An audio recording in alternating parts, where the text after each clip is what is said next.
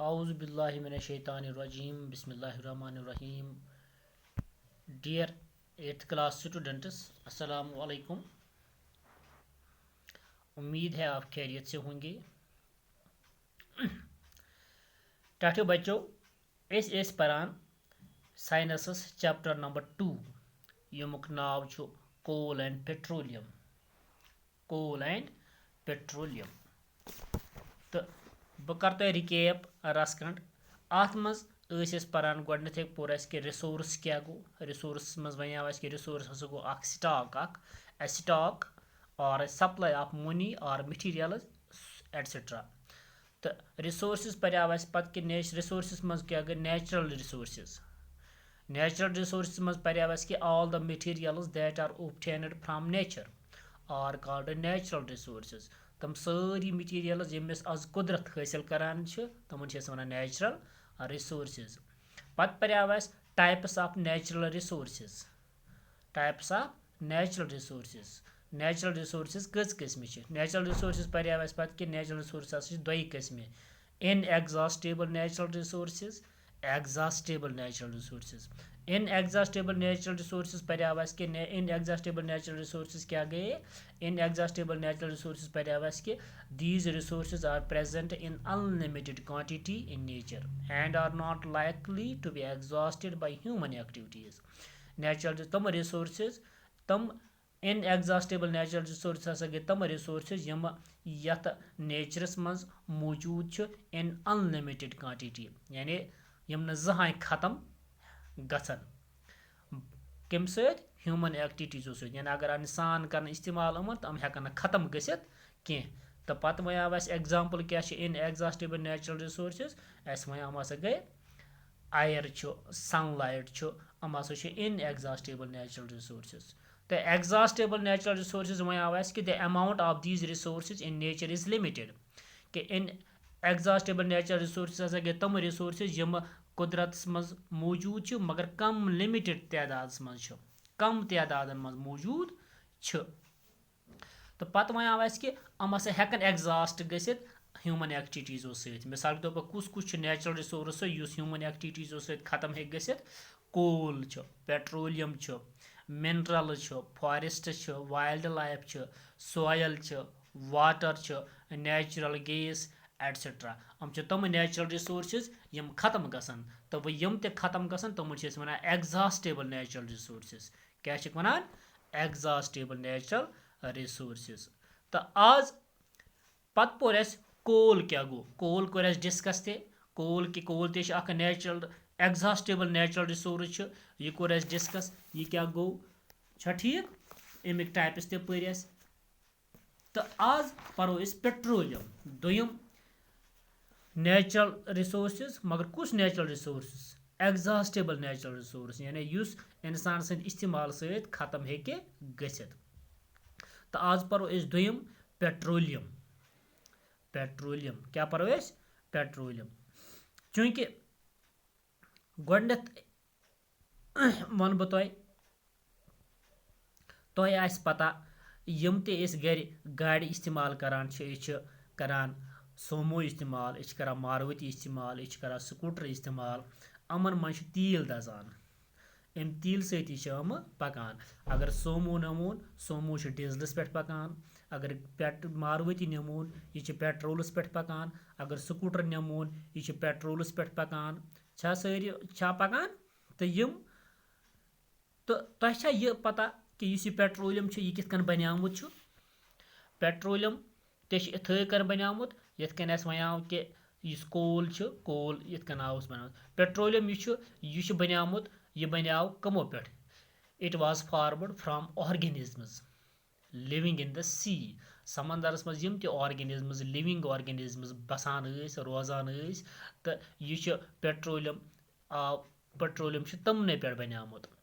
हम तमाम ऑर्गेनिजम्स ये मूद यम तमाम ऑर्गेनिजम्स ये मूद चूंकि समंदर मज लिविंग ऑर्गेनिज्म रोजान हम ऑर्गेनिजम्स ये मूद ड्यू टू नेचुरल डिजास्टर वनो सुनामी अर्थक्वेक वगैरह वगैरह हम ऑर्गेनिजम्स गई settle down at the bottom of the sea. हम गए समंदर किस तहस तल गए जमा। अत गो पेट कम अत पे सेख पेट अत पे मेज पेट अत पे वारिया चीज पेट तो लगभग सास बदन वहरन रूद यह इथे कन सास बदन वहरन रूद यह इथे कन इन एब्सेंस ऑफ आयर हवच गैर मौजूदगी मज तो चूंकि अत रूद टम्परेचर ज्यादा प्रेशर रूद ज्यादा तो डेड ऑर्गेनिजम्स गई कन्वर्ट गई transform into petroleum and natural gas ने बना पेट्रोलियम तो नेचुरल गैस तो पेट्रोलियम गो क्या पेट्रोलियम गो क्या petroleum is a dark oily liquid it has an unpleasant odor it is a mixture of various constituents such as petrol diesel lubricating oil paraffin wax and petroleum gas etc dapan petroleum hasa cha dark oily liquid petroleum hasa cha dark oily liquid it has an unpleasant odor ach mukur mushuk yavan kya wano is ach ach sahi mushuk yavan ke te यह petroleum यह कॉन्स्टिट्यूएंटन हुंद बनियामुत मिसाल के तौर पर petrol diesel kerosene lubricating oil paraffin wax petroleum gas अमन सारन हुंद मिक्सचर पेट्रोलियम अमन सारन हुंद मिक्सचर पेट्रोलियम क्या अमन सारन हुंद मिक्सचर पेट्रोलियम तो वो यह पेट्रोलियम अत यूजफुल सबस्टेंसेस बनावान हासिल करान अम पे many useful substances are obtained from natural gas अमन वन पेट्रोकेमिकल्स तम अम पे मुख्तलिफ यूजफुल सबस्टेंसेस हासिल करान अमन वन पेट्रोकेमिकल्स तो अम वारियान कामन मज इस्तेमाल करान मिसाल के तौर पर manufacture of detergents manufacture Karan's मज इस्तेमाल करान पॉलिस्टर नायलॉन एक्रिलिक यह बनानस मज इस्तेमाल करान तो यम ते मैन मेड प्लास्टिक इस्तेमाल हासिल करनस मज पेट्रोकेमिकल्स इस्तेमाल करान तो कह कॉन्स्टिट्यूएंट पेट्रोलियम तो बे तिहिंद यूज कह कॉन्स्टिट्यूएंट पेट्रोलियमिक बे कह यूज नंबर अख क्या petroleum gas in liquid form यथ वन लिक्विफाइड पेट्रोलियम गैस ते LPG गोडनिक कॉन्स्टिट्यूएंट क्या यह पेट्रोलियमस petroleum gas in liquid form that is called liquefied petroleum gas यह कत इस्तेमाल करान fuel for home and industry यह इस्तेमाल करान for fuel in homes and industry यानी गर गैस इस्तेमाल करान गर सारे गैस LPG गैस ठीक HP गैस यथ वन इंडियन गैस गैस यम गर इस्तेमाल करान यह अथ पेट्रोलियम से पे द्रामुत यह पेट्रोलियमिक कॉन्स्टिट्यूएंट दोम